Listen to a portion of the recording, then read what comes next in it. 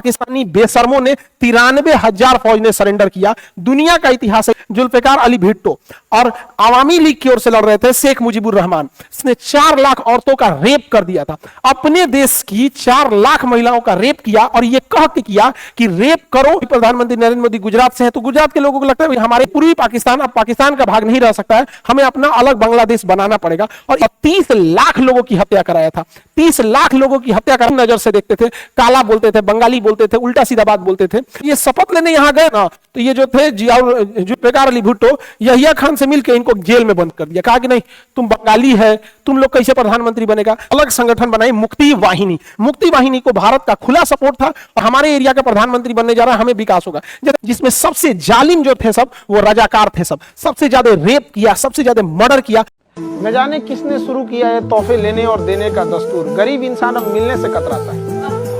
इसके बांग्लादेश में आखिर ऐसा क्यों हो रहा है, इसको जानने के लिए हम लोग को आजादी के समय से एक लंबे इतिहास से पीछे चलना पड़ेगा। जब ये पश्चिमी पाकिस्तान और पूर्वी पाकिस्तान एक ही थे, यहाँ पर ये दोनों एक ही थे और इनके संसद भवन को नेशनल असेंबली कहते हैं। जैसे हमारे यहाँ पार्लियामेंट संसद भवन कहते हैं, इसको नेशनल असेंबली कहते हैं, जिसमें 300 सीटें हैं। बहुमत के लिए 151 चाहिए तो सरकार बना लेंगे। जब चुनाव हुआ तो वहां 2 प्रमुख पार्टियां लड़ रही थी। पाकिस्तान पीपुल्स पार्टी की ओर से थे जुल्फिकार अली भुट्टो और आवामी लीग की ओर से लड़ रहे थे शेख मुजीबुर रहमान। शेख मुजीबुर रहमान ये पूर्वी पाकिस्तान के रहने वाले थे और जुल्फिकार अली भुट्टो जो थे वो पश्चिमी पाकिस्तान के थे। चुनाव में जो होता है, जुल्फिकार अली भुट्टो हार जाते हैं, इन्हें केवल 86 सीटें मिलती हैं, जबकि बहुमत के लिए 151 सीटें चाहिए होती हैं। इन पार्टी पाकिस्तान पीपुल्स पार्टी हार जाती है, जबकि शेख मुजीबुर रहमान की पार्टी आवामी लीग 167 वोट पाती है, यानी 151 से ज्यादा पाती है, 40% वोट पा जाती है। बांग्लादेश के लोगों में बहुत खुशी हुई थी कि मतलब उस समय बांग्लादेश नहीं था, पूर्वी पाकिस्तान के हमारे एरिया का प्रधानमंत्री बनने जा रहा है, हमें विकास होगा।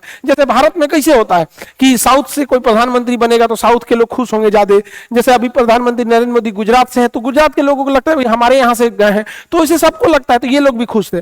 तो जब ये शपथ लेने यहां गए ना, तो ये जो थे जुल्फिकार अली भुट्टो, यहिया खान से मिलकर इनको जेल में बंद कर दिया। कहा कि नहीं, तुम बंगाली है, तुम लोग कैसे प्रधानमंत्री बनेगा। तो ये लोग ना यहाँ के लोगों को बड़ी हीन नजर से देखते थे, काला बोलते थे, बंगाली बोलते थे, उल्टा सीधा बात बोलते थे यहाँ के लोगों को। और ये लोग तब देखे लो कि भैया इतना तक तो डिस्क्रिमिनेशन चल रहा था, बट इनके प्रधानमंत्री को जेल में डाल दिया गया, तो यहाँ बगावत हो गई। जब बगावत हो गई तो शेख मुजीबुर रहमान को छोड़ा गया, और जब वो छूट के आए बांग्लादेश में, तो उन्होंने कह दिया कि बांग्लादेश, ये पूर्वी पाकिस्तान अब पाकिस्तान का भाग नहीं रह सकता है, हमें अपना अलग बांग्लादेश बनाना पड़ेगा। और इसके लिए एक लंबा आंदोलन छेड़ दिए यहाँ पे। जब ये आंदोलन छेड़ा गया तो ये जो खचरा है जुल्फिकार अली भुट्टो, इसने वहां भेजा जनरल टिक्का खान को। जनरल टिक्का खान जब बांग्लादेश पहुंचा, उस समय पूर्वी पाकिस्तान था, तो यहां पर आंदोलन कर रहे लोगों पर इतना अत्याचार किया कि बांग्लादेश में, यानी उस समय का पूर्वी पाकिस्तान में, इसने ऑपरेशन सर्च लाइट चालू किया और 30 लाख लोगों की हत्या कराया था। 30 लाख लोगों की हत्या कराने के कारण से जनरल टिक्का खान को बूचर ऑफ बांग्लादेश कहा जाता है, और इसने 4 लाख औरतों का रेप कर दिया था। अपने देश की 4 लाख महिलाओं का रेप किया और यह कह के किया कि रेप करो, ताकि इससे जो अगली बच्चे पैदा होंगे रेप के कारण, तो वो पश्चिमी पाकिस्तान का डीएनए उसमें ज्यादा पाया जाएगा और वो लोग आजादी की मांग नहीं उठाएंगे। यहां पर इस तरह का ये नीच आदमी था। इस जघन्य अपराध के बाद यहां पूर्वी पाकिस्तान से शरण लेने के लिए भारत में लोग भागने लगे, जैसे तैसे अपनी जान बचा के भागने लगे। यहां इंदिरा गांधी की सरकार थी और मानेक शाह हमारे उस समय के जनरल साहब थे, तो इन लोगों ने भी तैयारी कर ली थी कि आगे कुछ होने वाला है। तो बांग्लादेश के लोगों ने, वहां के लोगों ने एक अपनी अलग संगठन बनाई, मुक्ति वाहिनी। मुक्ति वाहिनी को भारत का खुला सपोर्ट था और मुक्ति वाहिनी के लोग थे वो बांग्लादेश के ही लोग थे। वहां पे वो कह रहे थे कि अब हम पाकिस्तान में नहीं रहेंगे, हमें अलग देश चाहिए।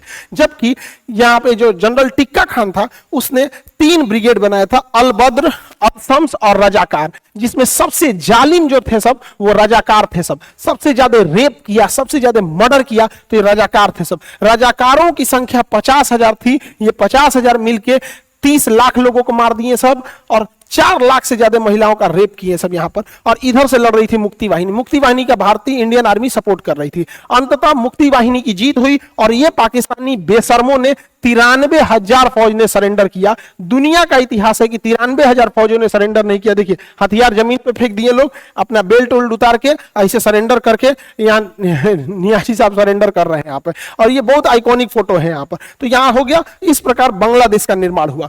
अब बांग्लादेश का निर्माण हुआ, यहीं से विवाद चालू हुआ, पाकिस्तान देखना नहीं चाहता था शेख मुजीबुर रहमान को, और शेख मुजीबुर रहमान का साथ दिए थे उस समय के आर्मी जनरल जियाउर रहमान। तो हमेशा हारी हुई बाजी खेला, क्योंकि हुनर ऐसा होना चाहिए कि हारी हुई बाजी पलट सके।